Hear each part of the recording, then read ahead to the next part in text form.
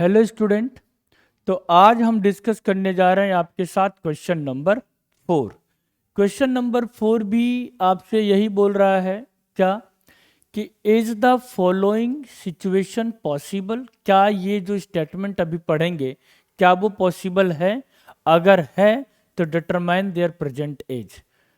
Situation क्या है? The sum of the ages of two friends is 20 years. जैसे आप अभी जो पढ़ रहे हो 10th के बच्चे हो, आप और आपका एक दोस्त, दोनों का जो भी एज है दोनों का सम क्या कभी 20 हो सकता है?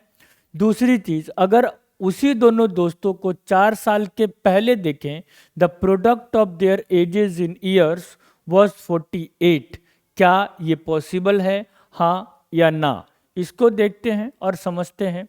सबसे पहले दो फ्रेंड का एज का सम 20 है, तो लिखिए कि let the age of one friend be X years.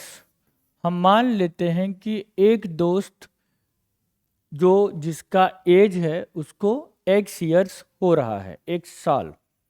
And age of other friend या सेकंड फ्रेंड जो भी लिखिए, बी कितना, तो 20 - x ईयर्स।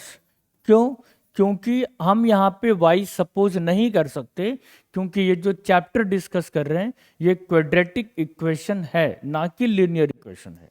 तो इसलिए एक का एज x तो दूसरे का 20 - x, दोनों को सम करेंगे तो 20 आ जाएगा। फिर कंडीशन क्या है? 4 ईयर्स एगो, 4 साल पहले, तो लिखिए 4 ईयर्स अगो। अच्छा, the product of their edges in years was 48। वो तो बाद की बात है, लेकिन 4 साल के बाद इसकी एज कितनी होगी और इसकी एज कितनी होगी ये देखना जरूरी है। तो लिखेंगे एज ऑफ वन फ्रेंड जिसकी एज x ईयर्स थी, तो 4 साल पहले उसकी एज हो जाएगी x - 4 years. Age of other friend कितना, जिसका एज 20 - x है, 4 साल पहले -4 हो जाएगा, इसका मतलब 20 - 4 16 - x ईयर्स हो जाएगा। ओके, अब यहाँ पे कंडीशन के अकॉर्डिंग अगर हम बात करें तो 4 साल पहले एक तो ये आ गया और दूसरा ये आ गया। इन दोनों एज को हम क्या करेंगे? प्रोडक्ट करेंगे। तो x - 4 और 16 - x, 4 ईयर्स एगो, 4 साल पहले ये और 4 साल पहले ये, दोनों के एज को जब हम मल्टीप्लाई करेंगे तो कितना आ रहा है? 48। ऐसा क्वेश्चन का डिमांड है। अब ये पॉसिबल है नहीं पॉसिबल है नहीं मालूम, देखते हैं। x इंटू 16 तो 16x -x square -64 + 4x is equal to 48। अब ये 16x + 4x तो हो जाएगा 20x -x square -64 is equal to 48।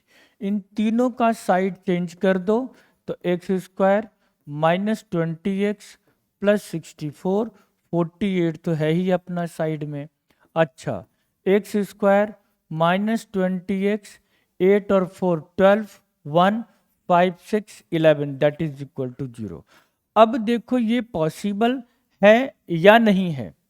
इसके लिए हम लोग क्या करते हैं? जनरली क्वाड्रेटिक इक्वेशन निकालते हैं या उसका रूट्स निकालते हैं।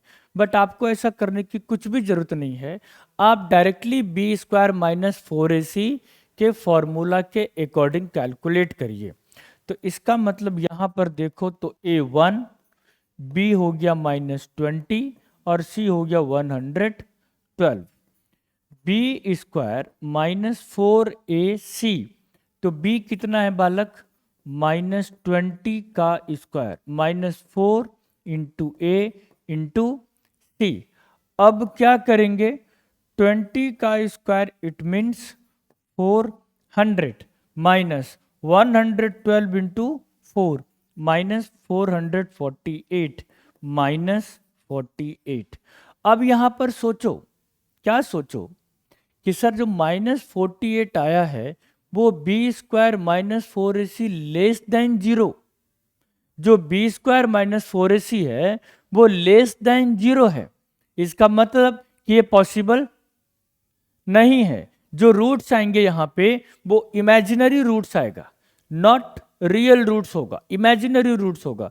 तो हम लिखेंगे जब भी B square minus 4ac less than zero आए तो लिखिए at last this is not possible, ये पॉसिबल नहीं है, दिस इज नॉट पॉसिबल। तो आज के क्लास के अंदर जो हमने डिस्कस किया आपके साथ exercise 4.3 question number 4। Thank you.